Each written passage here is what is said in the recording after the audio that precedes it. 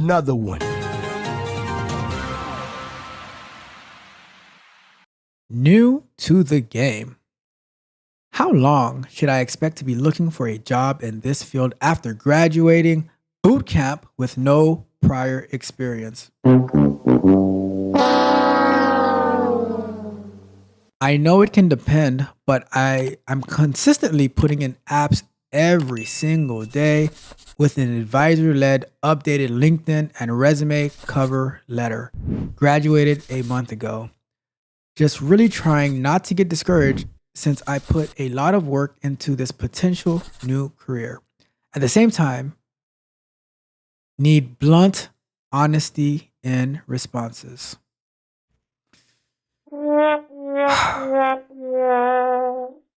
Let's start the clock on this one.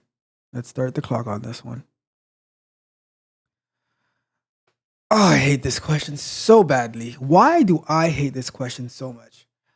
Because I feel like every single day I'm getting people in the same exact situation and it really hurts my heart. Why does it hurt my heart, right? A couple of reasons. The first reason is I hate having to spend an egregious amount of money, right? And then what your expectation is, what you were sold, you don't get it, right? I like to over deliver and deliver early, right? Which I'll give you an example real quick, right? With my tech barbarians, right? Where I'm coaching, the highest level is that you'd get like 2 hours a month with me, right? But that's the minimum because just this weekend, I was working with my future data engineer, right? Gave her a strategy to do, right? And I said, and I worked with her last week on it, worked with her this week. I said, let's get on a call. Let's set up your computer so you can have the necessary tools so that you can market yourself. It's a long-term play, but let's set you up now so that you can continue. Like by the time you get to where you want to be, you have tons and tons of information out about you so that you're like, hey, recruiter, look at me, look at this, look at that, and boom, right? But I invest time in the people who want to invest in themselves because when you sign up for these, right, what you're paying me, it's not really anything, right? But because you're investing in yourself, I'm like, okay, we're going to do this together. I want you to win. All right. So, like I said, over deliver and deliver early, right? That's my goal. And I think sometimes that maybe like I push them too hard, but if I don't push them hard enough, then the process is going to take so much even longer, right? So, with that being said, I just these type of questions, they really hurt me because I'm like, man, every day it's someone new. Oh yeah, I took this boot camp and they gave me this resume, and then I look at the resume and I'm like, oh my god, this is egregious. These like this resume is terrible, and like, oh yeah, they created it for me. I'm like, oh my, this cannot be happening. Which there so now there's a demand, there's a need, and like Don and I are like, okay, well, what can we do? What can we build to? What can we leverage to help these people with their resume, help them with their application? So then now we're building tools, right? That we're gonna make it available to you, but you're gonna have to join our team to get access to these tools because they're not for everybody, you know. And here's the thing, right? So many people are in your same exact situation. And here's the answer to your question. How long is it going to take? I've spoken to people who've been applying for over a year. I've spoken to people who they've been applying and they have not heard any feedback. Why not? Well, I'm going to guess, right? Based on I would guess the boot camp that you have attended, right? I could guess exactly how your resume looks. I can guess exactly how your LinkedIn looks, right? I can guess exactly who the connections that you have on LinkedIn, right? And all of it, every single last one of it is bad.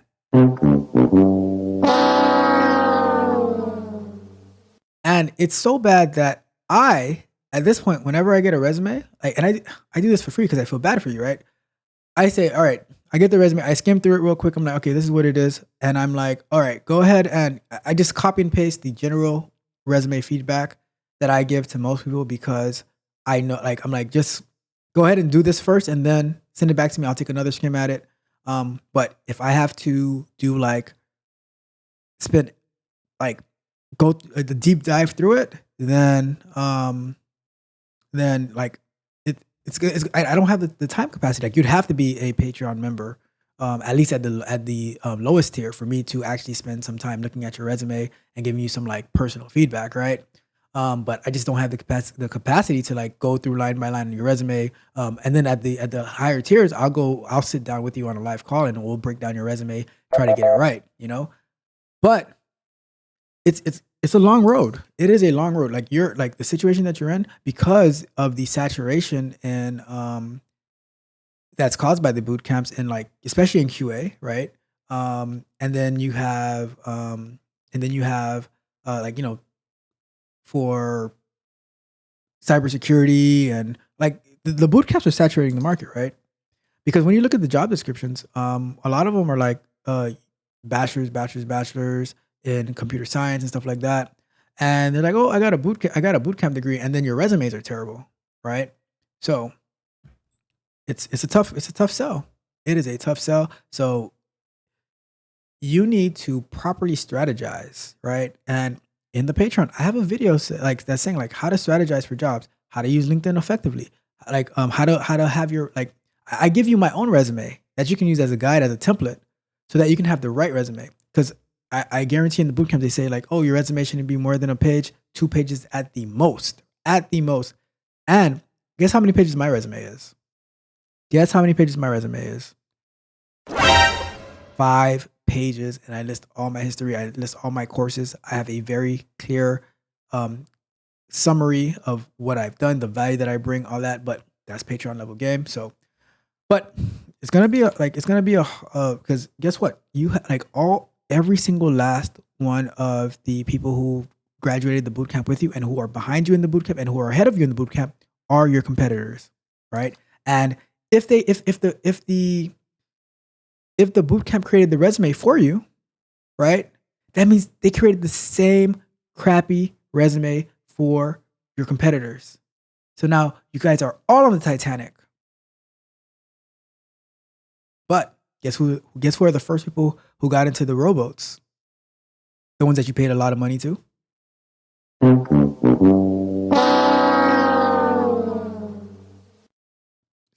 It's you wanted the blunt, cold, hard truth, right? That's what it is. I was helping somebody today, like giving them some feedback on their resume, and I'm like, "Are you applying for like?" I'm like, "Are you applying for positions that are on site and hybrid, or are you only applying for remote?" I'm like, "How's the job market in your area?" Oh, it's a small city, and I've only been applying for remote. There's not many options in the city. I'm like, well, you might have to move because as an entry level, remote is not like it's not going to be your a viable option, right? As someone who is experienced, right? It's not even that easy to get remote even as experienced nowadays, right? So do you think that you're going to get remote at entry level? No, you're going to have to like you might have to move. During the pandemic everyone moved away to wherever, and now you're in the middle of nowhere, there's no jobs to be found. You're going to have to move. You might have to move, right? If you really want what you say you want, you're going to have to make sacrifices. Simple as that. You know, I'm not selling you anything. So I can be honest with you, right? The reason that the Patreon is cost is so low is because I want to be honest with you. I don't want to just give you like nonsense information just so you can sign up and like make you feel good. No, I have to be honest with you. The only thing you're paying for in the Patreon is like for my time. But whether you sign up or not, like me and Don are still gonna be good. Me and Andrew are gonna be good. Me and Socks are gonna be good. So just trying to like being honest with you. Check out. So here's some practical advice, right? Check out the building a QA portfolio video, right? Go subscribe to the channel. Go through all the videos. Go to the lives. Follow along with that. Just do those things, right? So you can add those to your resume. If you just follow along those things and that I've done on this channel, so that you can add them to your resume, learn those things, I guarantee you that you're going to get a lot more traction on your resume. But submitting a manual QA tester resume in 2023, 2024, not going to get you anywhere. Sorry. Especially when it's the same crappy resume that everyone else in the bootcamp, those who came before you, those who are there with you now, those who came after you, you guys all have the same resume. So you're not going to get anywhere, right? This question, I hate it because it's always the same thing that happens. And I see it every single day. Everyone who reaches out to me, whether it's on LinkedIn, whether it's on Instagram, whether it's on YouTube, right? So that's why, based on what I see that all these people are going through, I structure like the way that I coach, right? I don't teach, I coach the people that I work with on how like what to go acquire, so that they can add that to their resume, and that I challenge them with Don's challenges. You saw Stephanie do the rock, paper, scissors challenge, right? All of those things so that they can be in a better position to win. Because my goal is for them to be 5 times further ahead than someone in this particular situation, because that's competition. And what we do here, I mean, all we do is win, man. You know that. Simple as that. All right. So let's read some comments real quick. So let's go with Don says, seems like he needs a tool that will conform the job description to his resume. If only there was a tool that did this. If only, Don. If only.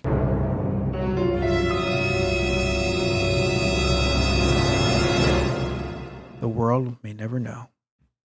And Don said, bootcamp resumes are like clones. I've gotten 3 in a row once. I thought it was duplicate printouts. Every single last one of them that I see, every single day, it's like they are exactly the same. And to the point that now I know, like when I look at their LinkedIn, one of the Slack groups that I'm in, right? There's an intro bot, right? And then they'll do their introduction, and then they'll say, "Oh, I'm a QA engineer. I'm a software engineer, web designer, whatever," right? And they have their LinkedIn. I go to their LinkedIn, and just by looking at the graphic at the top, I'm like, okay, I know exactly what bootcamp they went to. Then I start scrolling down. I see the internships, and I'm like, okay, I know exactly what bootcamp they went to. It's just a dead giveaway, and I'm like, that's why I have a totally different strategy that I employ for my tech barbarians on how they can actually get experience and practical working knowledge so that they can have interview talking points, resumes that are going to hit. I never make any guarantees, but I know that as soon as I working, you heard it from Stephanie, right? When I was working with her and we made some modifications to her resume, the contacts started rolling in, But it is what it is. It is what it is. I am so sorry. Like it hurts me to give that answer, but that's what it is, all right?